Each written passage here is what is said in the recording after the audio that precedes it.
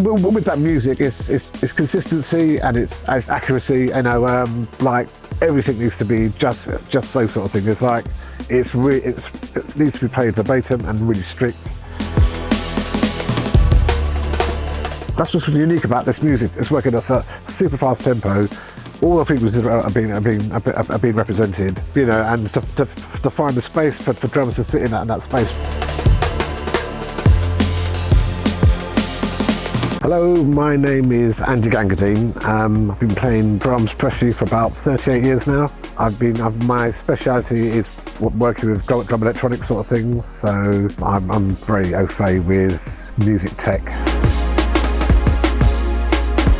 So Toontrack approached me with a concept of coming up with something which is fit for the market, and that is with jungle drumming and drum and bass drumming. I'm known for that style of music. I currently play with a band called Chasing Status, been with them for the last 16 years, and I've always been I'm a massive fan of that music. So they said, you know, to have single hits and to try and recreate that thing was really exciting. And one of the things was that there's some really classic breaks. One of them being the aim and break, and we got really close to recreating that break, which we then broke down into components. So essentially, you can now play the aim and break on Superior Drummer, on EZdrummer, sorry, and recreate that break pretty much as it should sound, which is really exciting. But on this project, when I got asked to do it, I just thought, and you know, I thought of my friend Erb N Dub, Killer Hertz. I thought he'd be a perfect person to come in on the project. Well, I'm a massive fan of all the Toontrack products. So when Andy contacted me, Andy Gangadeen, about coming in and sort of helping with the project, I was like, yeah, I'm there. The Superior Drummer, EZdrummer libraries that they have and VSTs, audio units, are amazing. You know, I jumped at the chance. Being a drummer, growing up as a drummer and using their products, I was like straight in there. So I'm happy to be a part of it. I mean, he's an absolute whiz when it comes to that music, and knows it inside out. He knows all the science behind it. So I thought to have him on board and directing it would be a great asset, which it turned out to be true.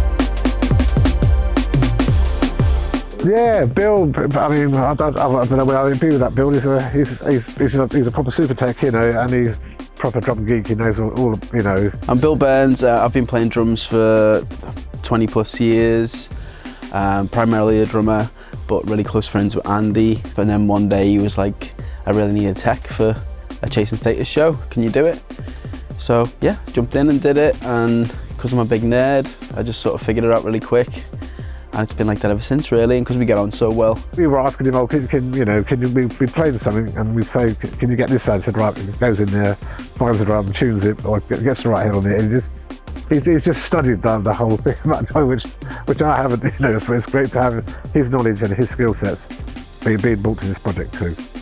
Yeah.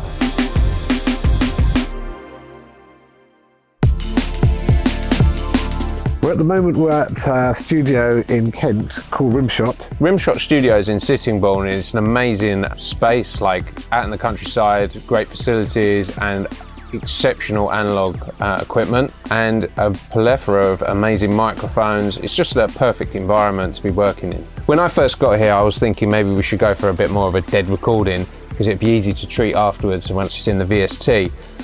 But the sound of the room has actually helped a lot. You know, putting mics in the corners of the room and spacing things out to sort of fit the breaky sort of vibe.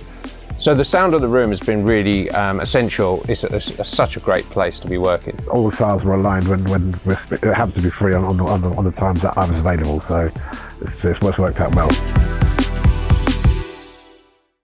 So the main goal for the session was really to recreate the sound of Andy's drumming, but in the sort of drum and bass and jungle sense. Some of the initial discussions we had was recreating classic breaks like the Amen break and the Apache break, and various others. And it's very specific, so you need some specific techniques. Just, you know, you need a good drummer, someone who knows what they're doing, and you need someone like myself to oversee it and make sure it's authentic. It's a really specific, transient, heavy sound, and I think getting that purely from a drum kit No heavy processing on the way in, just like slight tweaks of EQ and obviously the beautiful Decker and everything going in. We got shockingly close with a lot of tuning, a lot of trial and error. I mean, there's been lots of stuff being documented, people trying to recreate it. We found what I think was the missing link from all of it, and once we discovered that, it all fell into place. So the first kit we used, we were trying to recreate the aim and break. I mean, recreating the aim and break, you know, it's more Andy's vision. I was happy to go along with it because it gave us a great starting point to start with creating some drum and bass jungle drums. Well, I mean, that break is you know, it's we wouldn't have jungle music or drum bass if it wasn't for that. That's probably the most sampled break of all time. I didn't think it was going to be possible, to be fair, just because a lot of people have tried and failed. And we did a bit of research and we found out the exact snare that was used. We managed to tune it to the same pitch. And these are old drums as well, so you know, like they're not like, well, it's not that they're not designed to be there, but you're literally tuning it up and you can hear it sort of going, ow, it's like making noises like, I shouldn't be doing this, I'm really old. And then the last little sprinkle we did was Andy was like, you know, in his very knowledgeable and wisdom-filled way, was really sitting there and thinking about it, like, you know. But I came up with the idea that that would have been, the track is an instrumental track, and it's got brass players in it. So I just said, the chance that it was probably recorded in one room. We had two mics that would represent like trumpet players or something, just positioned in the room like they would be. And we started putting mics around where singers would be and stuff like that, because we realised it was more about the ambience of the recording than the close miking. And the minute we did that, everything kind of fell into place, because with a lot of these things, it's all those anomalies which you don't really think of, like, well, there will be bleed of the drums going down in a different mic, which wasn't, you know, which you wouldn't think was part of the sound, but that is a definite character of the sound, and to have that sort of that unique character that break has, but as single components as hits, which you can then replay and just recreate other breaks in that style is pretty golden.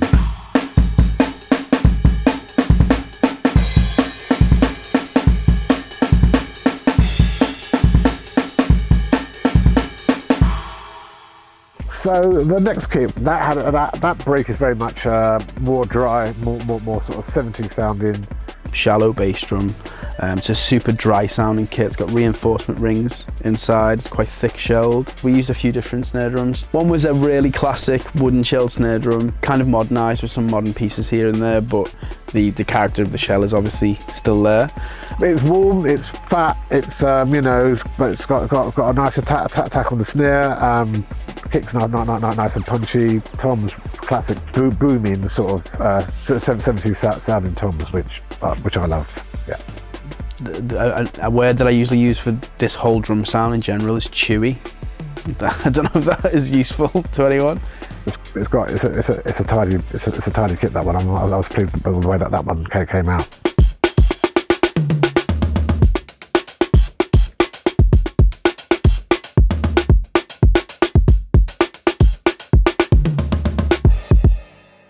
Okay, the jungle kit was probably the most experimental kit out of all the ones in this series. Basically, it's just a load of techniques, a load of, like, modern drummers will use, like putting splash cymbals on snare drums, and there's a tuning technique where you take all of the tension out of one side of the drum and then dial in the tension you've taken away on the other side, and it creates this really awful looking drum head with creases in it, and it's like, yeah, it's a mess, but it just sounds extremely, yeah, jungle, basically. Yeah, it's like super dry, super short, extremely high pitched.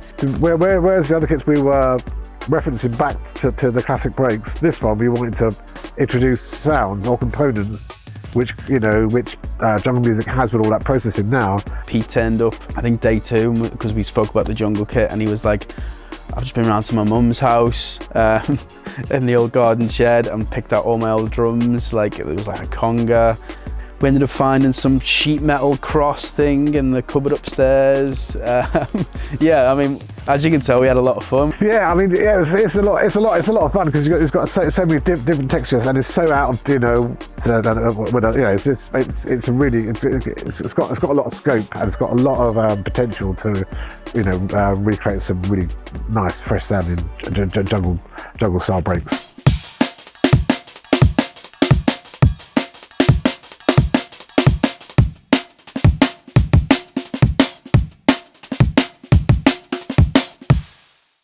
Yeah, so the final kit we've got is the modern kit, which I picked up as of a fortnight ago, so it really is modern. Andy's tour setup, as I'm sure everyone have seen, the big scope. Well, I've nicknamed it the Gangascope because it's Gangadeen and it looks like a gyroscope, so it's called a Gangascope. I actually made that really in my living room. I was really good at metalwork at school, and I gave it to company to produce, and they didn't do it right, so I ended up making it myself. But yeah, I'm getting sidetracked. The modern kit, the one he uses for tour, year in year out, has recently just changed. So literally, we picked up this kit from the factory. It's a custom configuration specifically for Andy. Yeah, a little bit different to a conventional setup, mostly for ergonomics, but it does have an effect on the overall character of the kit. But yeah, it's the kit that he uses on tour. It's a very modern sounding kit. It's got the warmth of a maple shell, but the walnut gives it a little bit more attack, so it projects really well. It works at all different levels. You can really whack it, or you can really play it really soft, but it still maintain that it still has a tone about it, and whichever level you choose to play it at. So if you just for a straight up fat sounding kit, no messing, so you can't go wrong with that.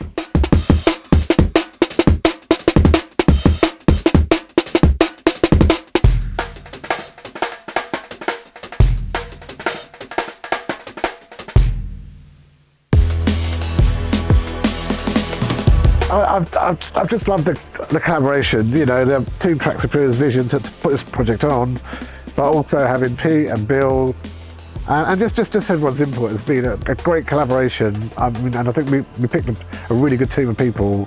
Everyone's at the top of their game, top tier, top equipment, top facilities, and it's an amazing set of recordings we've got, which are going to turn into one of the best VSTs on the market, if not the best, for jungle and drum and bass. It's just come together really well. I mean, it's just a shame this is the last day and I have to end because it's been really enjoyable, and I kind of want to do more. But this. I hope that what we've created is ultimately a useful tool for. I mean, obviously it's a drum and bass pack, but people are creative, so hopefully some of these sounds are useful for multiple genres, and yeah, I hope we've given them a nice broad palette of really interesting, unique, and most importantly usable drum sounds. This is going to be one of the most useful add-ons for EZdrummer, Superior Drummer, especially if you're into modern music. It can not only be used for jungle and drum and bass, it can be used for hip-hop, pop music, anything. It's got the sound of retro drums, and it's got the sound of modern drums, experimental drums, pristine recordings, and completely tailor-made by experts in the scene. Yeah, I mean, it's been a great thing to be a part of, and yeah, I just hope people buy it.